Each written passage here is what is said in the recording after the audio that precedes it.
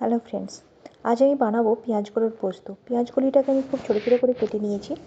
এখানে আমি কড়াই বসিয়ে দিয়েছি, এটা গরমও হয়ে গেছে। পেঁয়াজকলিটাকে আমি প্রথমে ভেজে নেব। আমি সল্ট দিয়েছি, এবার এখানে আমি একটু হলুদও দিলাম, দিয়ে আমি এটাকে খুব ভালোভাবে একটু ভেজে নেব। এদিকে আমি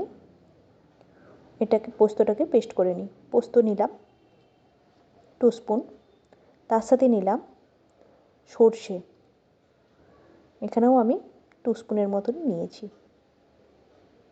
দেখুন, এপাশে আমার পেঁয়াজটাও খুব ভালোভাবে ভাজা হয়ে গেছে।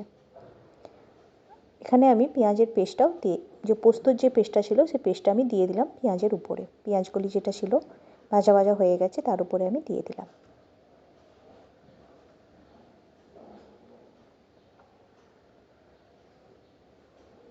একটু ধনেপাতা দিলাম, এটা আপনারা চাইলে দিতেও পারেন, নাও পারেন।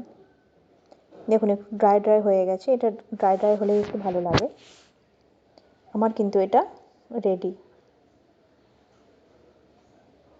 এটা আপনারা ভাত, রুটি সবের সাথে সার্ভ করতে পারেন, খুব ভালো লাগে খেতে।